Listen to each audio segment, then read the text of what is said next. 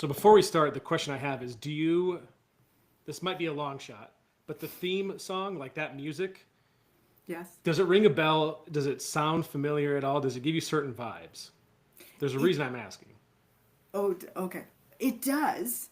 Given I'm a huge music fan, and obviously I taught piano for many many years, and I was sitting there going, it reminds me of something, but like maybe my old club rave days. but I can't place it. I where should I know this Yeah, from? the reason I'm asking is, and I don't know if you watched the show, Stranger Things season 5 comes out in like 2 weeks.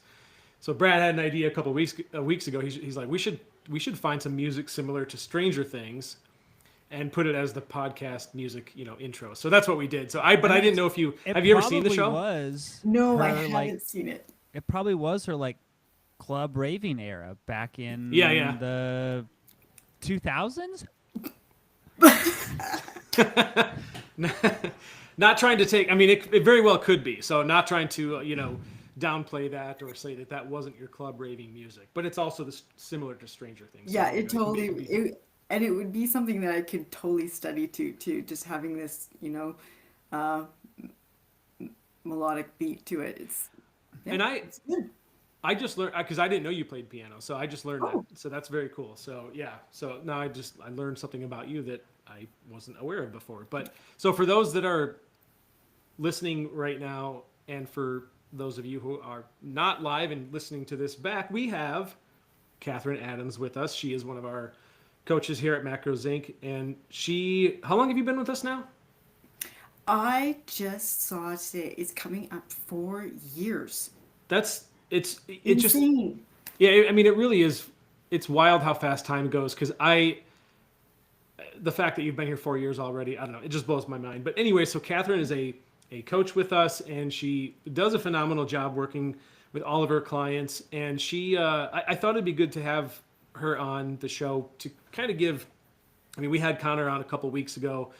People love Connor. You were Yes. another coach that I think a lot of people in the group are familiar with, and people really like you. And you get people requesting to work with you a lot. So I just thought, let's bring you on. Let's get to know Coach Catherine a little bit, and you can tell us kind of about your professional and personal life, and like I said, just give people some insight into who you are. And I think the one of the questions I have, if I can ask this, and I don't even know if you'll have an answer necessarily, but you kind of Uh-oh. in the group you came to be known as like the menopause coach, right? Like people like it just, and I don't even remember how that exactly happened, but I think people kind of just came to know you as that. And they're like, oh, I'm going through menopause right now. I want to work with Catherine. How do you think you came to be known as, quote unquote, the Um, menopause coach? Yeah. Which, that's a great question, and I think it has to do with originally. I think I posted.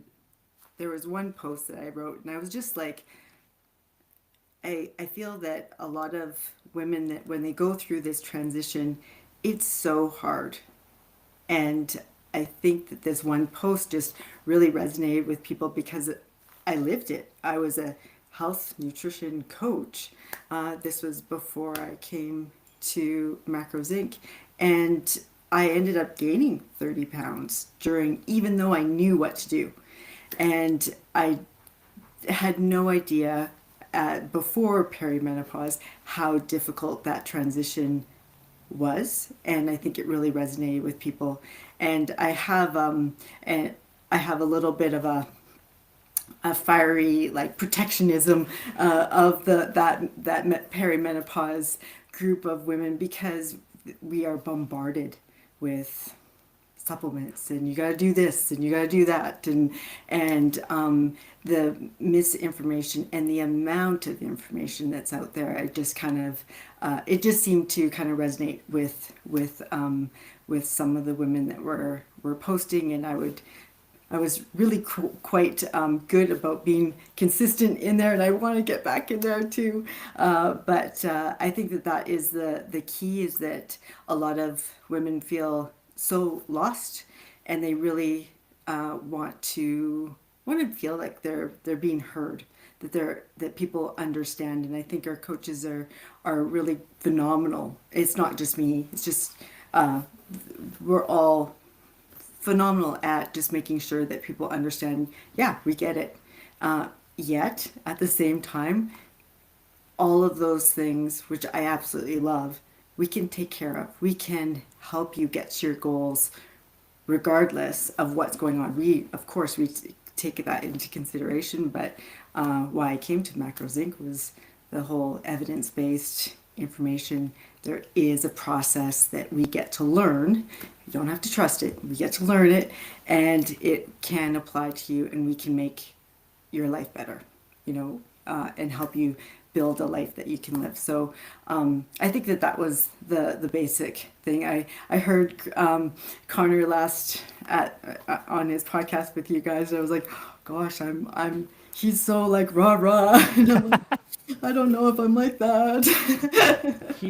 He's definitely got that personality, but you have obviously your own personality as well. But I think that's why people like you so much. And I have a question. Yeah, I was just gonna say, Brad, if you have questions, go ahead. So yes, please. So kind of walk me through. I mean, how long did that journey take from? You said you had kind of gained about 30 pounds during that period and had kind of solved that problem. How long did that take you? And what were the things that you did during that journey to try to solve some of those problems you were having? It is a little bit of a blur, and I was surprised at how much the brain fog kind of affected you, because I had worked as a coach, did the macro tracking and worked as a coach, and then it just seemed to it's like that whole frog in boiling water kind of thing. You don't know it until you're like burning, until you're like, what is going on? And it just slowly erodes through that time. So I think the 30 pounds was probably over 2 years. So not that long. And it isn't what we typically find in the studies that are done. There is weight gain through that transitional time, but it's a lot more it was a lot more than what the studies. I was like, what the heck, what's going on? Like, why is this way? So but I think, and then it was a lot of like just the symptoms. I think I just really had this defeatist kind of thought pattern. Like, I knew the science and I knew the new, like, calories in, calories out. I just didn't have any energy. I didn't sleep. I didn't, I was, I had all sorts of things going on in this time period. Teenagers that were, that were teenagers. Yeah. And all sorts of different things. So trying to keep up with my normal life. And once one habit erodes, then another and another, and it was just like this death by 1,000 cuts, right? And at one point in time, I was at this, and I was going to the doctors and asking, like, what's going on with me? And I think this is probably why I have a little bit of a protectionism of this group too, is because they said there's nothing wrong with you, like, it's all in your head. And I was like, and I really didn't think it was, and so at one point in time, I was like, okay, I'm drawing the line in the sand, and that's it. I know what I need to do, and I'm going to. But I was lucky. I knew calories, I knew macros, I knew how to do all of those things. But making my way back to that, and I lost it. Once I decided I was gonna lose it, it was a year, but I decided that I was gonna do a moderate deficit, nothing, because I wasn't feeling great. I was hardly getting out of bed. I was just really tired, and I finally found a doctor that would help me with the hormone part of things too. But that was just one part of it. I had to have the lifestyle and the nutrition and the fitness and everything that kind of went along with it. So it was a piece by piece adding it back. And by the time that year went, it was just absolutely amazing to see how just putting all those pieces together worked, essentially. So what were the biggest differences for you in terms of like having the knowledge base and getting the results at that phase of your life versus before? I mean, because obviously there's always like context of what matters more in your life in a given phase, right? Like what you need to focus on as a 20-year-old versus a 50-year-old. I mean, what were the things that you learned during that period? You're like, oh, these are the things that I need to prioritize now. This is what this feels like at this stage of life. Like, what were some of the things you learned during that period? Yeah, when you ask me that, I think of a couple different in different contexts, right? So beforehand, when I was trying to lose weight or whatever caused me to learn about macros and nutrition and that sort of thing, it was more on a base of like, oh, I hope this works. Yeah. Right, like, oh, and it was more, but this time, because I knew calories in, calories out, there was a magic number for me, and I just had to figure out the how to stick with it. And so that would be the other kind of context to it, is that throughout and what a big piece of my coaching now is that I couldn't be perfect. I knew that I needed to. Uh, it's playing in the gray. I think of it as perfection, tracking your macros, doing everything that you like absolutely with precision. That's not really realistic long term, with no sleep, no kids running from here and there, and I think I spent every weekend in a hotel for 6 months with my son for lacrosse, right? In some town, right? So to have that type of precision, versus and not giving up, right? Like, so balancing between those aspects and learning how to deal with situations and still being able to go forward, and that's where that whole mindset piece is, and all those skills that you develop. Now, if any of my clients are listening, they'll know. I'll say, we're your toolbox. Your toolbox. We're building your toolbox. Your main one is that tracker that we use, and it should be the little pocket for the tracker should be well used.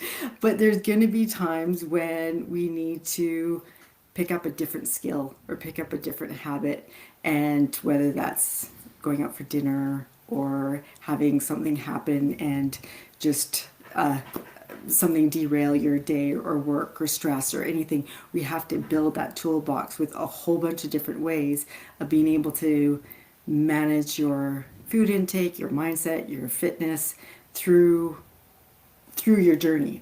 And as you build that foundation, it really helps you strive and go on beyond that, right? So I spent that year fully tracking and fully immersed, and then I decided that I'm going to back off on tracking eventually, and my goal is just to stay with all of those habits that I've built and stay weight stable and be able to kind of and go back to tracking what if I need to or whatever. But you just learn so much during that time, and be open to utilizing all sorts of different skills, right?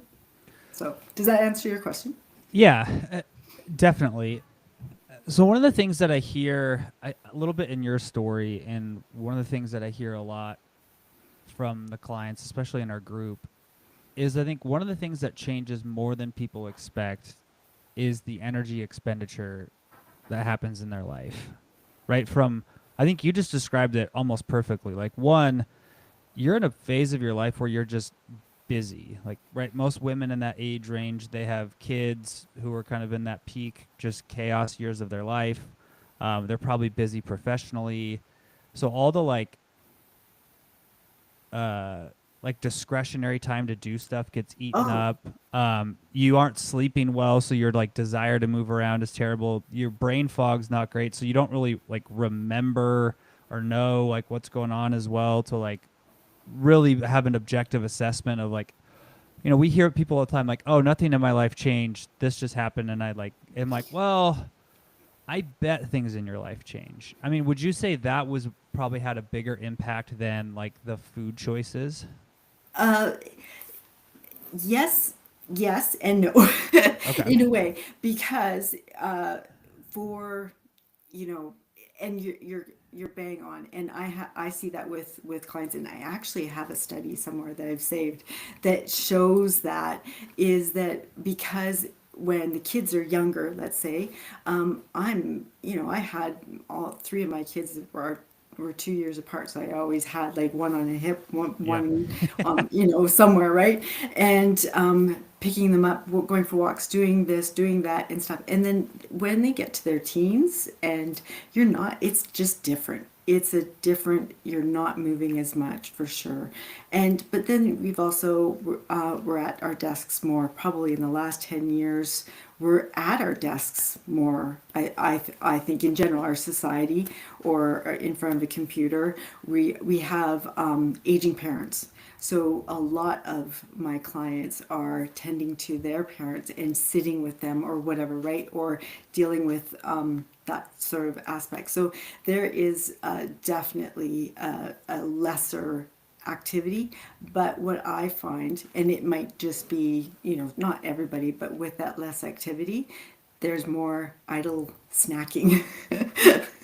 Right? And you don't notice, right? Like you don't realize because it is just what kind of happens.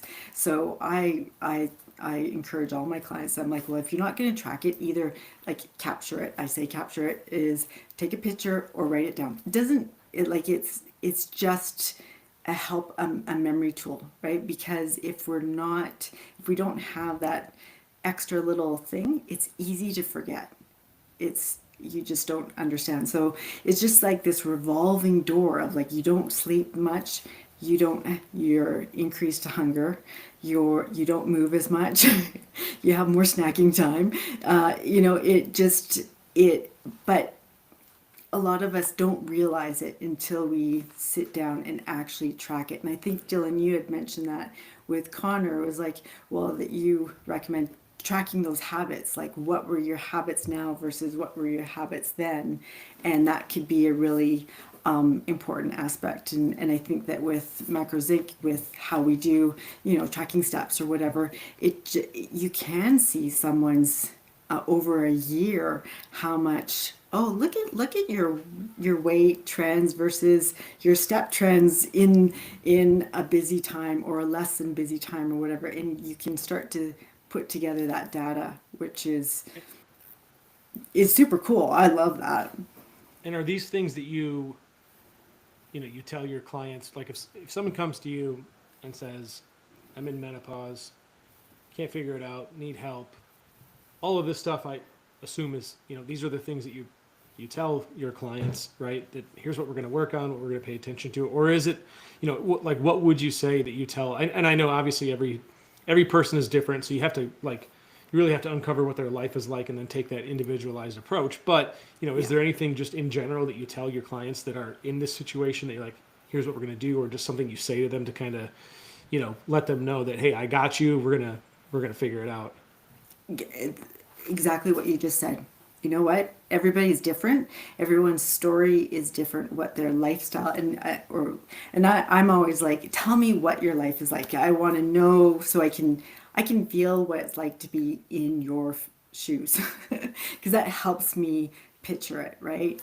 But ultimately, we need to the science is a science, but we have to take that science and make it work for that person's habits, lifestyle, personality, Apply it to real life. Yeah.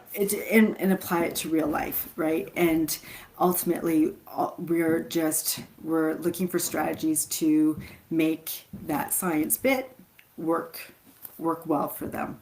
And there's always a way, Yeah. always. Brad, you're muted.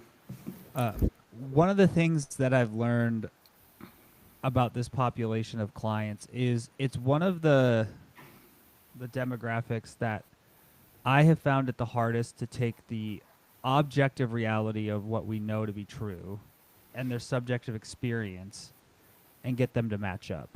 Right? Like we see this, and I always make the joke of a couple of years ago, I sent an email out to this was back in the day when I was writing all the emails for Macros Inc. And I wrote an email that was like, hey, here's the science around menopause and weight gain and all those things. And I have never gotten more hate mail in my life than I Oh got no. from that email. But like, this is one of those things where we say, hey, here's what the data says, here's what this looks like. And then the subjective experience people have is often like, there's no way that's true. This is my like lived experience. So how do you as a coach kind of navigate those conversations when it's like, hey, I know it feels like this, but here's the reality. Like, what have you found is a good way to get that information to people? And like, how do you get them to process that and digest it? That's a good question. I don't know. Because I think because I because I just part of me is like, I just get it. Like, it is so, like, one day you just wake up and suddenly there's like a middle that was never there, right? Like, Yeah. and it's just so, it's so baffling to have this happen, right? And and I think that once people kind of understand, it's like, yeah, this is something that just we experience. Like the obviously we know that from the Swan study that there are body fat gain from in the menopause transition, right? And so yes, that's real. But I always come back to, regardless of what your body's doing, like, we know that if we can harness your habits and your food intake and everything, we can steer you where you need to go and listen to what your body's saying and get those tips. But ultimately, we still have the answer regardless of what your hormones are doing, right? Which I think that kind of makes people feel a bit better. But I think that it is important to make sure that, and I try to always say, and I don't know if maybe you guys notice Brad in Facebook, but I always like, I totally get it. Like, and I think that that is what women, probably everybody, but women really need to hear that first, is like, yeah, it's friggin' hard. Sorry, Dylan, I said I wouldn't swear, but it is so hard. And as soon as you let women or people know that it is hard, then it just makes it so much easier to have them be okay with whatever comes next, I guess. Does that make sense, Brad? Yeah. I mean, I think one of the hard parts for me is it's hard for me to say I get it because I've never been there. Right. It sounds to Right. me like what you're really saying is that the biggest factor for a lot of the women that you work with is just simply working with another woman who can say those words, right? I get it. Or like, I've been there, and that they take comfort in, okay, I've got someone who gets me, she's been through it before, she knows how to get that, like, get the Yeah. result. So like, And they trust you. totally, totally. And I don't think that it would be it's not just a woman either, right? Like, if I was dealing with someone with like a back injury, like, we have a good friend that is paraplegic, right? I could be like, yeah, I can totally see how that would be really difficult. So let's take where you are and move around it, right? It doesn't have to necessarily be that I've experienced it, but it's that whole, I can I can I can imagine what it's like in your shoes. And I'm sorry. I'm sorry that that's happening to you, but we're in your corner, and we'll figure it out. So That it goes a long way to say those things, I think, and we see that well, everywhere. Especially and I mean it. yeah, no, 100%. Yeah, no, that's not. It's Yeah. not just words. I mean, yes, No, there no. is actual emotion and understanding behind it. What would you say is the most rewarding part of your job and the most challenging? Oh, Okay, so let's do this challenging first. Is the something that I've really tried to work on with my own coaching is not to just jump in and fix or or say, okay, well, this is what we're going to do, or this is the solution, because it's so short lived. And I really kind of realized that. And that's been one of the things that I think is the most challenging is just, and just like your kids, right? You just want to just go, no, don't do that. Let's do this, right? But letting just They need to learn helping it on them their own. facilitate. Yeah, helping facilitate that, I think is the hardest part because I am such a people pleaser and I just want everyone to be happy and successful and all of those kind of things. So I think that that's probably the hardest part for me, or the most challenging. And then the most, I think for me it is when women come back and they say, wow, like I, it's not about being perfect. I had this today.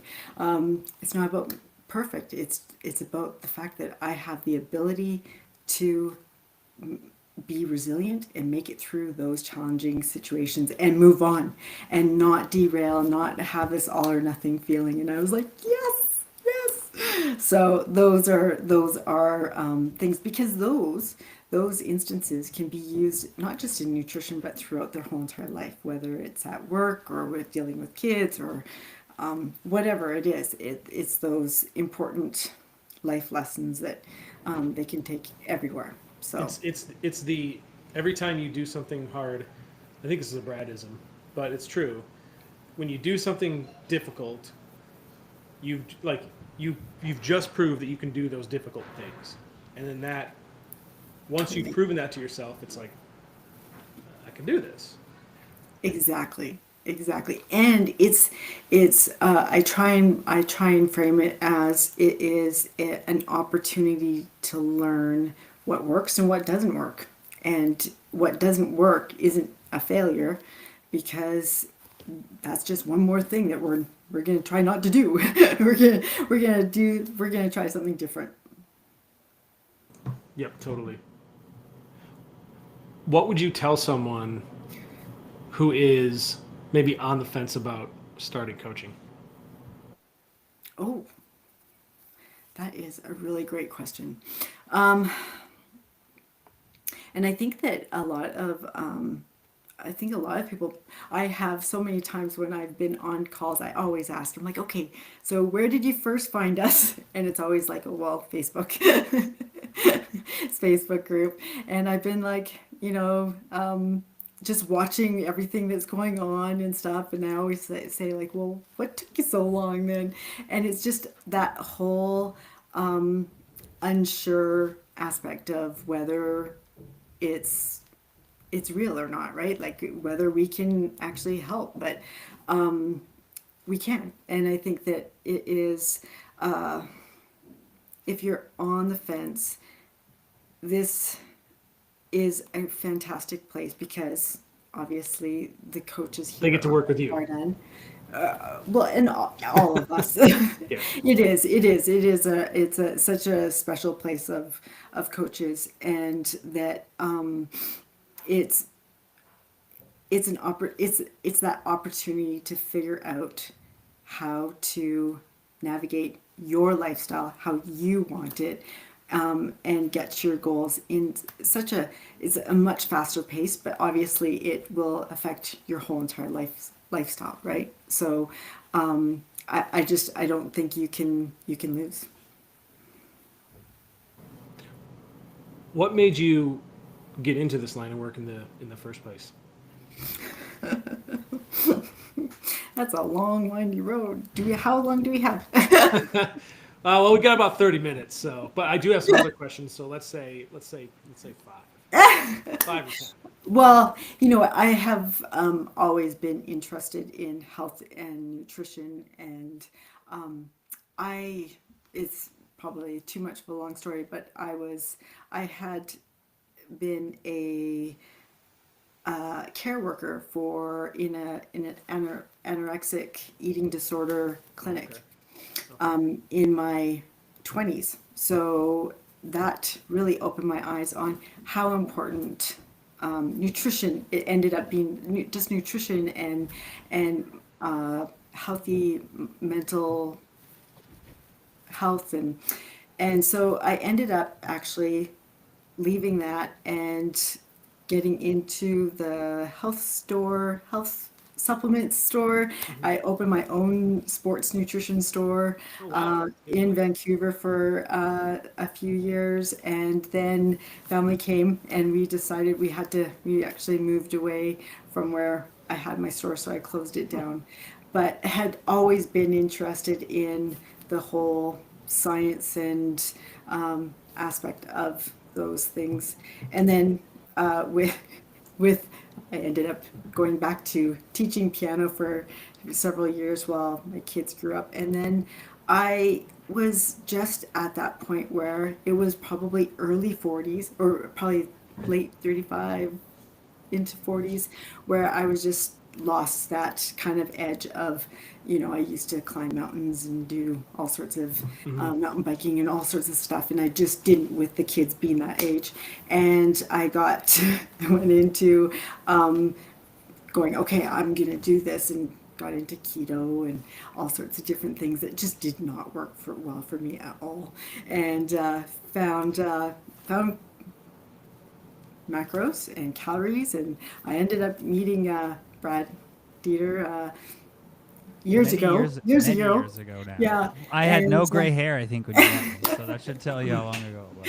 and ended up just transforming my whole entire mindset, life, knowledge, everything, and went through the coaching path and got my personal training certification and nutrition certification, weight loss specialist, all of those different things, and absolutely fell in love with it to a point where I was like, okay, I really enjoy teaching piano because it's just amazing, but then I also really love helping people with nutrition and all that sort of thing. So at some point in time, I had to actually choose because I was just getting too busy with both, and so then I said, sorry kiddies. You have to learn Lord of the Rings on your own. But then I ended up just going out on my own for coaching, and it was great. Although I am a bit shy, I don't know if you know this, but I am a bit shy in social media and all of those kind of things. And I felt kind of lonely on my own. I was really looking for a company that I could work with that had the same values as me. That was a really huge thing. Like they had to have be kind and be nice and good values. And then I went, hey, Brad, are you guys hiring at some point? Because Did you reach out to Brad personally at one point, or? at one point, yeah, Okay. because I can't remember when you were with Macros Inc., Brad, but 2019. yeah, so I think this was probably 2021. Oh, it must have been 2021 because it was a little bit of time before any hiring was, but that was my so I started to follow, and I was like, oh yeah, so values, got good values. Brad is always kind, even though I didn't see the menopause email, Brad, but all of I might have changed my mind, but your responses in the Facebook group are always respectful, and that was really important to me, is that people were good people, and so then and that obviously evidence-based. So then that was just it was great. It's been great because I absolutely love the system. The platform itself is wonderful, and the people are great, and I still get to communicate with my clients the way I feel I have some autonomy too, right? And I don't have to be on social media, but I try. So you and your husband, when did you guys move to where you currently are? We've been here. What year is it? Okay, so we've been here since 2011, just after Okay. the Olympics in. Where 'Cause we where is here? Just so BC, Canada. So okay. I was we were originally on the coast near Whistler, Blackcomb, and Vancouver area, and then we moved to the interior. So I'm about 10 minutes away from Sun Peaks ski resort. We live in a little on a little lake in a log home in the mountains, in the Canadian Really? mountains. I don't know how more Canadian you can get, right? Yeah. So and the reason I asked that question is, obviously when we think about like challenges to maintaining like a higher level of like health and fitness, being remote, not having a gym, being pretty self-reliant, like how have you navigated a lot of those things too? My dog runs away to other houses all the You just time. chase after your dog. Yes, yeah. She swims across the lake, actually. It just drives me crazy. I'm like, stop. No. Well, luckily luckily we have a gym. Okay. So I built a gym. And at one point in time, actually, I was so frustrated because I had some hip injuries, which I didn't realize I was perimenopause related. Imagine that. That my physiotherapy therapist said, just give up the idea that you will ever lift heavy again. It's just not going to happen. And I was so distraught, and it was part of my identity that I was like this little person that could lift heavy. I got to a point in that whole perimenopause hormone thing. I was just going to sell the whole entire gym equipment, because what's the point of lifting if I couldn't actually lift heavy, right? So that was kind of like that whole like idea of like how Yeah. low you kind of get. But regardless, that's a sideline. But when you have to try and think outside of the box if, let's say, you don't have a gym. But there's always opportunities to lift milk jugs or whatever, right? Like you figure out something. There's always a way of being able to implement it in your life wherever you are. So a lot of people, I think, you guys probably find this too, is that they think that they have to go run a marathon or they have to go to get better, but really it's just doing something for them. I've had where I had one client, he lost 100 pounds with me, and the goal our goal over that time was just to get his steps from 2300 to 3500, and that was our goal, right? Like, and so it didn't have to be all that much, right? So it's I think you just work with what you've got going on regardless of where you are. Now for me, I think I'm kind of lucky because I like to be outdoors. I like mountain biking and hiking, and so I'll be cross country skiing, whatever, as long as I'm outside and I'm breathing the fresh air, I'm pretty happy. So that part I'm lucky. As long as I stick with my habits and set my intentions the night before and make sure I plan those things out. So kind of along those lines, I mean, a lot of the times when we're coaching clients, it's like helping clients overcome their perceived barriers to being able to change habits and do new things. How many of the clients that you've worked with do you think their perceived barriers are substantially bigger than the actual barriers they have? And then how do you kind of help them navigate that? Oh, for sure. I think quite a few. right? Because they haven't been successful yet, right? In pass working through that challenge. So therefore, it's almost like it. We just have to help them take that step by step, right?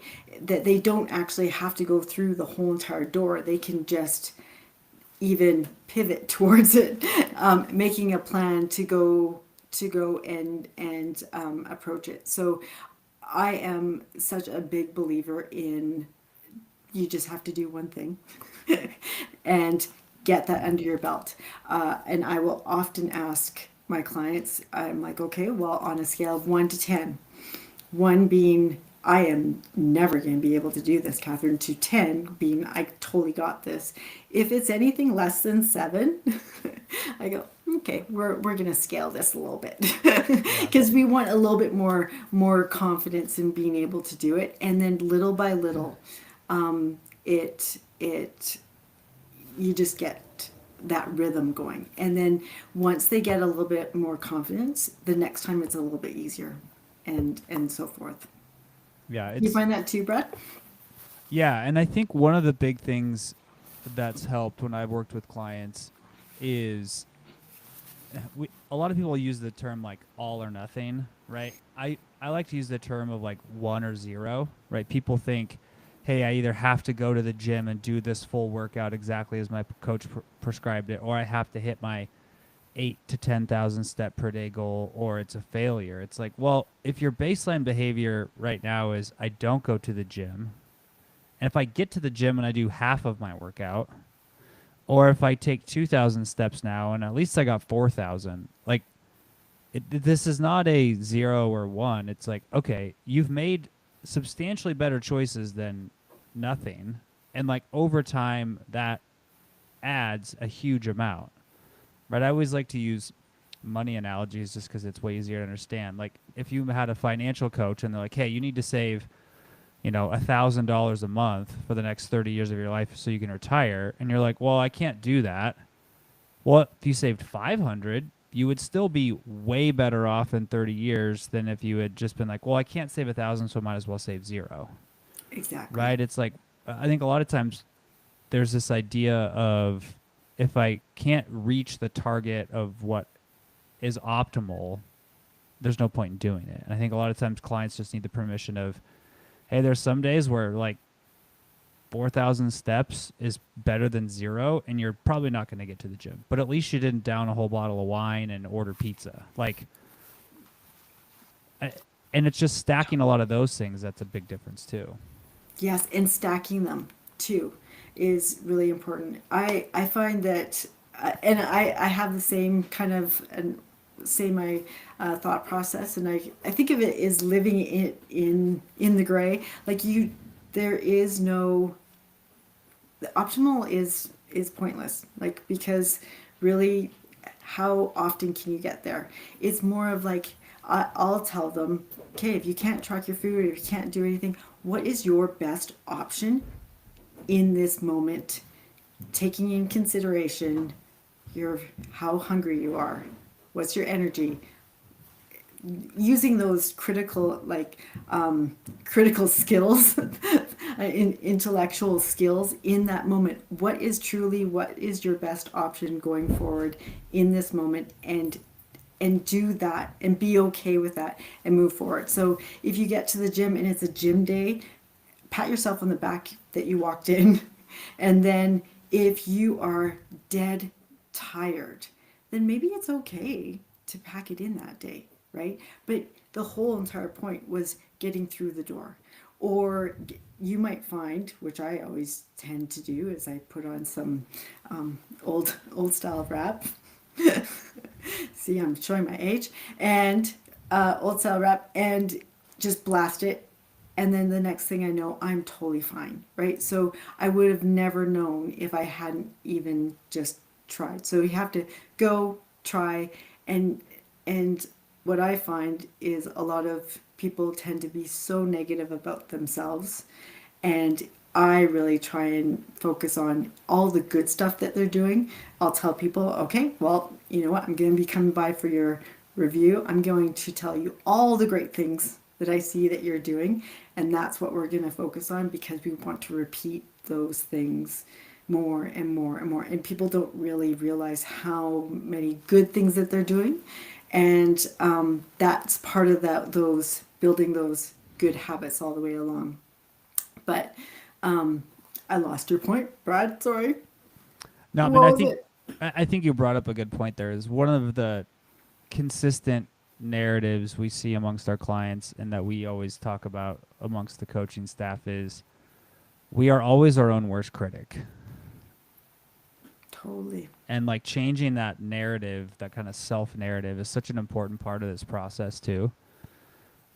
Just to change the way you talk to yourself, the way you think about yourself, and giving yourself like the pat on the back of like, oh, I did something, versus, oh, I didn't do it perfect. Exactly. Yeah. And it can erode your confidence if you don't, right? Like if you are constantly negative, it can erode your confidence. So, you know, when I was decided that I was going to lose the 30 pounds, every single night I sat down and I wrote 3 things that my body did for me that day, so that I could be reminded of myself that that was important and I want to care about myself. So my body was allowed me to go for a hike and saw the sunset or whatever it was. And then of course 3 things that I was going to do the next day that would help me push me forward to my long-term goal. So just reminding ourselves of all the good stuff that we do, I think is really important, and it helps us build that self-efficacy and the confidence to deal with any situation. Yeah, well said. I have some, Brad, if you have any other questions first, feel free to ask, but I have some rapid fire questions. Oh God. That I asked Connor. They're good, but this, you kind of just say whatever the first thing is that comes to mind. Okay. Okay. What is there something that your clients would be surprised to know about you?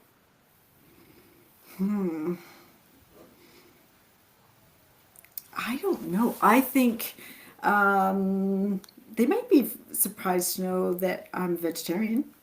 Maybe. I actually didn't know that. Okay. No, that's good to know.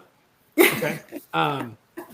Because because I talk to them about their food, right? Not my food. Yeah. You mean you don't start every consult with, I'm a cross-fitting vegetarian? I knew exactly where you're going with that. Is there one food you could eat every day and never get sick of? Ice cream Yes. or pizza. Correct answer. Correct. Great. Either or. One food you absolutely hate or refuse to eat.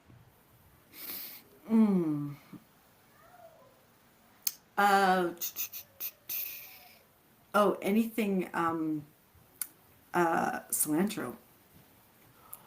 I'm shocked to hear you say that. I love cilantro. She probably has the gene where it tastes like soap. For sure. If you could instantly master any hobby, what would it be? Public speaking. You're doing great now, so That would be it. Do you have a go-to show or a comfort show that you watch?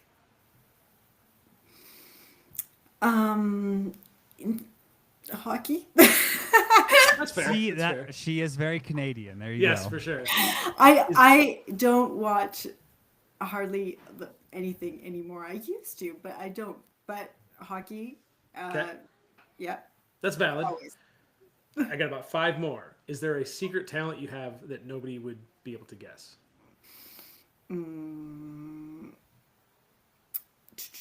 Well, I can't say piano. I play. We play can. I mean, piano. yeah. That's I didn't know that. You about didn't So know? there you go. Yeah. I did not know you could play the Lord of the Rings soundtrack on a piano. Yeah. So I did not know that. Go-to cheat meal if you did believe in cheat meals. We're going to use that word loosely, but do you have a go-to Okay, cheat meal? good. I was going to. Yeah. I was gonna She was about We're to on the slap we're you, out. Dylan, through the Yeah. screen. Don't want that. A meal that I just absolutely love and wouldn't matter what the calories were would probably be pizza, like pizza with I love your answers right now. yeah, All the Pizza and and time. ice Can cream. we have All pizza day. and ice cream together? Yes, Yeah, absolutely. But perfect. not like you can't put ice cream on the pizza. No. Okay, fine. Can I have a pepperoni pizza with a scoop of Rocky Road on top of it? Wait, what? Is there a superpower? What superpower would you want if you could have one? Oh, if I could just, okay, you guys, you probably laugh. Just have everyone be kind. I would. That's what I would do. I'd Forced give everyone like kindness. the little, Yeah. get a little zap. Be kind. I got 3 more. This next one's kind of wild. I'm really looking forward to your guys' reaction. If you had to replace your car horn with any sound, what would it be? Now I'm thinking it's got to be the Lord of the Rings. I was hoping you'd say that. Is that your answer? Oh yeah, absolutely. Okay. What smell instantly takes you back to childhood? Probably, I would say, the first thing that comes to mind is cinnamon. Okay, I could see that. Yeah, at my grandmother's house. As soon as you said it, I could just totally picture myself at my Was grandmother's. it cinnamon and rolls that cinnamon. she made, or what was What's the that? cinnamon? What did she make with cinnamon? You know what? I think it was cinnamon toast. Yeah.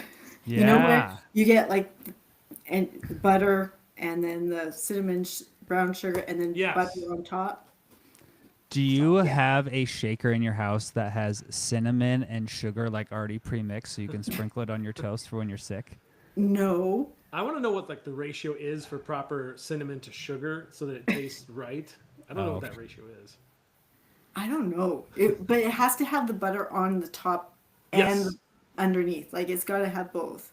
'Cause- I didn't know about the underneath part, but all right. Here's my final question. all right. What's the most irrational thing you're afraid of? Do you have any irrational fears? Oh, I totally have irrational fears. I don't like heights, and if I can avoid flying, I will gladly do that. Or in gondolas, like we've been in gondolas where I'm like, I'm just going to hike up, and my husband's like, it's like thousands of feet. And you're like, I I'd don't rather do care. that. I'll just hike. Brad, you're nodding in agreement. Is that yours too? Is it Yes, heights?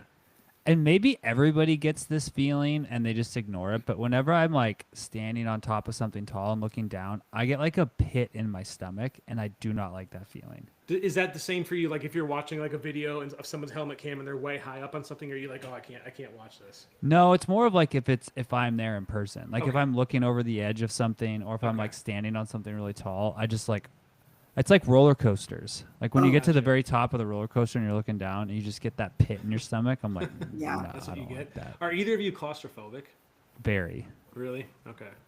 If I don't, if I think about it too much, I might be. But years ago, I was flying to Hawaii with my parents, and we left LAX, and the plane caught on fire. No way. Yes. Wow. Yeah. So smoke in the cabin, and Really? yeah, and they had to dump all the gasoline out, and I was like, Dang. and it was Well, was this was just when so you were already in the air. You're saying like you were literally. yeah. Wow. Yeah. Did How you So guys far just up turn is it? around and Yeah. land? it was now this because I'm gonna be 53 in the end of this month. So this was going back quite a few years. So probably an hour out. And Okay. then so I was like 18 or 19 years old. And then coming back, they dumped all the gasoline. So I could see all the gasoline being dumped Wow. and people in the cab were crying and sort of Wow. thing. So That's crazy. I ever since then I like my feet on the ground. Yeah. I can understand. That's wild. So I mean, you're in the air and they're just dumping gasoline out as you're flying. Yeah, Wild. yeah. Wow. And then coming back to, we made it back, but just being in there with people. Yeah. And the first thing my dad did, he's like, "We're going to the bar." Yeah. Like, okay. Did you guys? So, like, were you able to at least catch the next flight out, or what ended We up had to happening? wait 5 or 6 hours, I think, Okay. and for the next flight Gotcha. out. And yeah, so it was just a little unnerving. And I know that we have friends that are pilots, and that doesn't really, it's not something that happens too often. It's kind of an anomaly, but we were still safe. We landed safe and all of that kind of stuff. But it just kind of just made it Scarred you. impute.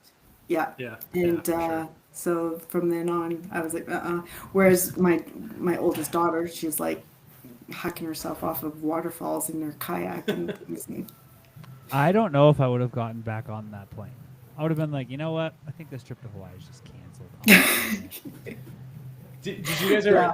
That reminds me that. Did you ever see that stand-up skit from Dane Cook? And he's like, sometimes if you want to just mess with someone at the airport, just walk up next to him and be like, "Don't get on that plane," and then walk away. And he goes, because you know what they're going to be thinking. There goes, I don't think I should get on that plane. oh yeah, I'd be like, I'm out. Yeah. Yep. So, I don't really. Brad, do you have any additional questions, or Catherine, do you have anything that you want to add to the show? I've asked my questions, and I feel like it was really good getting to know you, and appreciate you being on here. But did either of you have anything else that you want to wrap up the episode with? I don't think I have any other things particularly, but I just want to thank you for having me on. I really appreciate it. Absolutely. You are welcome back anytime. Well, thank you very much. And if there's any more menopause or perimenopause questions, just tag me in the group. Yeah, so and that's a good point for people that are listening that might not be in the group, or again, you're not familiar with Catherine. She's you can find her in the group. She's very helpful. Anyone that has specific questions related to that, at Catharine Adams, you can find, like I said, in the comments. She's always super helpful. So, and if anybody else, I don't know, do you have spots open right now for if somebody did want to come and work with you? I have just opened Okay. a couple of spots. I haven't had my intake open forever, but I have a couple of spots open, and I also have my macro mindset podcast too, Well, there which you go. I haven't had anything, but I have another one coming up soon that I'm going to load up. Right on. Excellent. Well, it was awesome. Again, awesome having you on the show, and Awesome. thanks for agreeing to it. Was it as bad? I mean, I know you were kind of nervous. Does it feel like it was not that bad? It feels okay. I'm not gonna rewatch it, but I am one of those ones that, like with the piano, I don't play for people. Like I just You just do it for play you. because That's it's an emotional outlet. And Yeah.